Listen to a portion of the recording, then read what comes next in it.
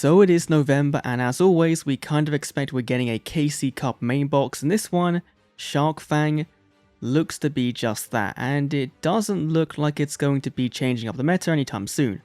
We had Black Wings last year and the year prior. Obviously Black Wings last year, those ones are actually really good, and gave us a lot to work with, in them being a deck that still sees play today in the tier 2, tier 3. This box wasn't what I kind of expected when we're going to be getting a water-themed main box. I was kind of hoping for a bit more.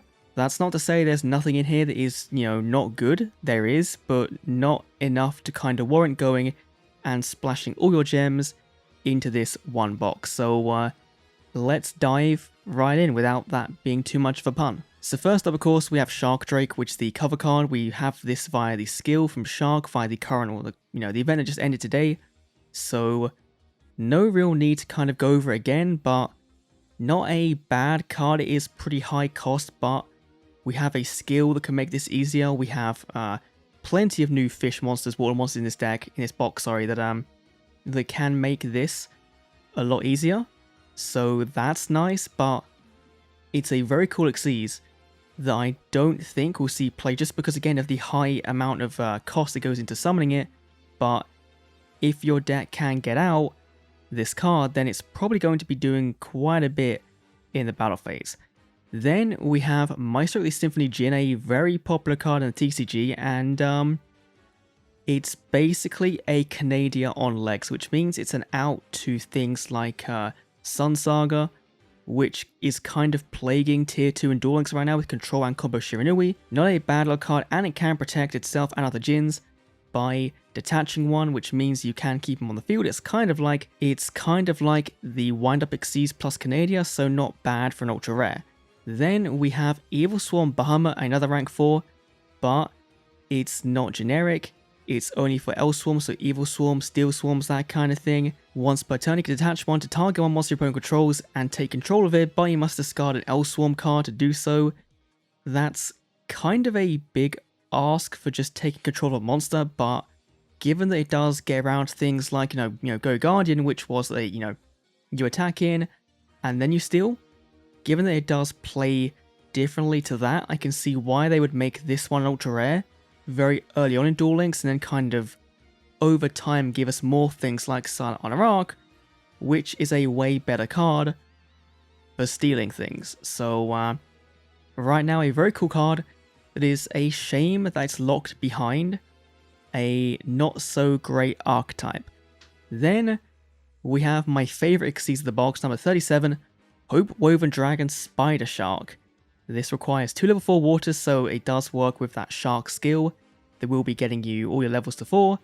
And when any player's monster declares an attack, you can detach one Xyz material from this card. All monsters your opponent controls lose 1,000 until the end of this turn. Which, it doesn't say if that's a quick effect or not, so it kind of does in this when when both players' monsters, so I guess you can use it in your turn and your opponent's, which is great. And then when it's destroyed, you can then target another monster in your graveyard and bring it back. So it does float into other things when it dies, which is nice, but I think the main thing is that attack point reduction, which is decent, but obviously in Duel Links, bow traps are a thing, and so this card being an Xyz bow trap is really cool. Kind of like a mini Wall of D in an Xyz with a decent stat line as well, so not a bad little boss if you can get this card out and Shark Drake out at the same time somehow, then you might be in a good chance to win. Then we're on to the non-extra stuff of Xyz Reborn. We talked about this one a few weeks ago in the leaks, and it's a monster reborn for Xyzes, and this card becomes a material for it, which is really nice. So I think a staple ultra rare for certain decks, not all of them, but for some of them, this will definitely, be a big boost to those strategies, so that's kind of nice. Then we have EVILSWARM CASTOR, level 4, which just gives you another normal summon, which I think EVILSWARM's the main deck function is getting more normal summons, which if you're against a deck that is very anti-special summon, then it might not be so bad, but I think that anything that solely relies on the normal summon to resolve to kind of do anything is not the best, especially when we have things like Floodgate and Fiendish Chain. It does very much limit the scope of the deck. And Evil Swarms we've seen be card trader cards, event cards, and now 2 main box ultra rares, which not too sure how I feel about that, but I think Constellars are right around the corner in a future box, so would make a ton of sense. Then we have Tin Goldfish, again we talked about this one. It's a water Goblinberg, which is obviously really good for your shark decks and things like that, but it's a machine as well, so in the future there's going to be some synergy there that you can kind of tap into, and this card might just over time get better and better and better. Then we have Mermaid Shark as our final new ultra rare. Now you might be thinking, why is a level 1 that on summon can add pretty much any other fish from your deck to your hand good? Well, it's not, by itself, but with Shark's new skill, it is, which turns any of your special summon or any of your water monsters on the field into level 4s, which means if you can get cards at special summon by having another card on the field in your hand from searching with this, then you have a immediate access to a rank 4, which there is a super rare that does work like this, so I can understand why they made this a ultra rare, but I don't think it really deserves it. And finally, of course, we have Stratos. Yep, Stratos is most likely going to be the final, well, not the final, but the final ultra rare for this box, the reprint one. I assume that means, again, we're going to be getting Adoration reprinted as an SR, which is nice to see, so Konami kind of making up for the box being lackluster in other areas by saying, hero players, you've won this card for free, now you can dump your entire gem pool into it and get Stratos, and then in a couple of months' time, we'll bring out something to really make Stratos worth playing, because right now heroes aren't doing anything, so it's just a fan servicey card that being reprinted is finally nice to see. And now onto the super rares, we have Adreus, Keeper of Armageddon, again another one we talked about in the leaks a few weeks ago, and is a new target for Cyber Dragons. Once per turn you can detach one to target face-up card your opponent controls and pop it. Genuinely a decent card, decent style as well. Is it worth, using 2 Cyber Dragons to go into? Probably not, but for certain decks, this isn't bad. Generic removal is never a bad thing. Then we have GISHKI Vision. So GISHKI's getting more support. No new rituals in this box, but cards that support the older rituals. If you managed those boxes, a while ago, then you now have some new resources at your disposal. So Vision is essentially using itself as the entirety of the requirement for Ritual Summon, which is kind of ridiculous. If you manage to open it or you can search it out, then very, very good. And you can discard this card to search for a GISHKI Ritual from your deck to your hand. So it's kind of like Sonic Bird, I think it is, that one or whatever, but does not require summons, so if you can then use cards in your graveyard to summon out your GISHKI Rituals, then this would work quite nicely, assuming that first effect is live in the graveyard, which it might not be. So, yeah. A cool card, but I don't know how much it's going to see you play, because GISHKIs right now just don't see you play either, so fine. Then we have EVILSWARM Kerry Kane. We talked about this one leaks last week as well, and again, it just gets you another normal summon. When it's in the graveyard, you can then add it back to your hand, which kind of then works with the Xyz to have a target in hand, to then discard, to then be able to take control, so you can kind of see the play here, and again, gets you a normal summon, so very, very nice.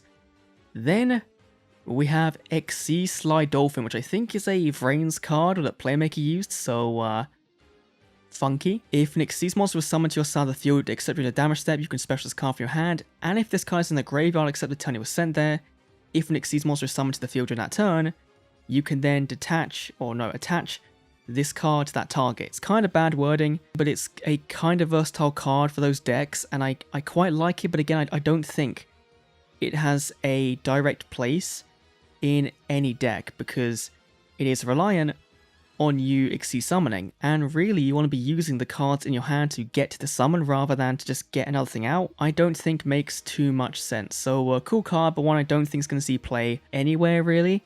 Then we have Go Go Go Golem Golden Form. Now this could be a very nice going first option for the Utopic Onomatopoeia deck, because it can't be normal summoned. There must be special summoned from your hand by tributing a Go-Go you control, and can't be summoned by other ways, and its attack becomes double the original attack points of the monster you tributed, which means that if you can turn one, so if you manage to turn one brick with the automatic deck, then you can summon this guy out, and then essentially have a negate for the first monster effect your opponent uses on their next turn, which is kind of interesting because it reads as it's being mandatory, which I think it is, but being able to negate any monster effect, you know, is really good.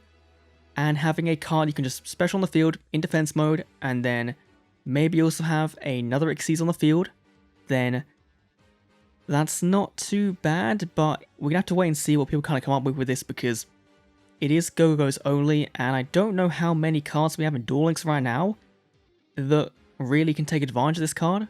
So it's one of those that could see play, but the fact it being a mandatory negate means your opponent can play around it by, you know, using an effect that is not really necessary for their play to go off. So interesting. Then we have Silent Angler. If you control a water monster, special this from your hand, but you cannot special summon monsters from your hand for the rest of the turn. This you would use with that ultra rare fish monster. You play that, search this out, special it, and then use this skill to make them both level 4. And then you have your rank 4 targets for your number 37 Hope Wyvern Shark thing. So there's a play there. I think that's the most obvious play that they want you to make.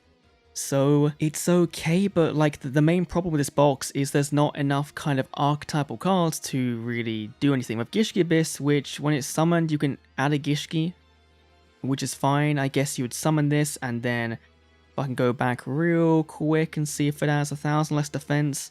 I think it did, yeah. You can summon it, add that one, discard that one, search for a ritual. Fine, nothing too amazing. Then we're getting Fissure, a card that came out in Legend of Blue Eyes, the first set of the entire game, is finally coming to Duel Links, and I think it's a nice form of removal, but I don't know how good it's going to be, because if this could just remove things like Cocytus, it would be nice. But it can't. So it doesn't target, which is great. You know, that is the good thing about it, is that it doesn't target. But given so many things have destruction prevention right now, banishing seems to be the way forward, and Fissure just doesn't seem to be good enough.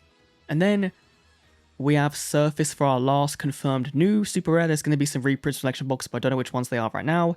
So we seen Shark use this in the event, and it's just a special summon for level 3 or lower Fishies Urban Aquas, which is okay.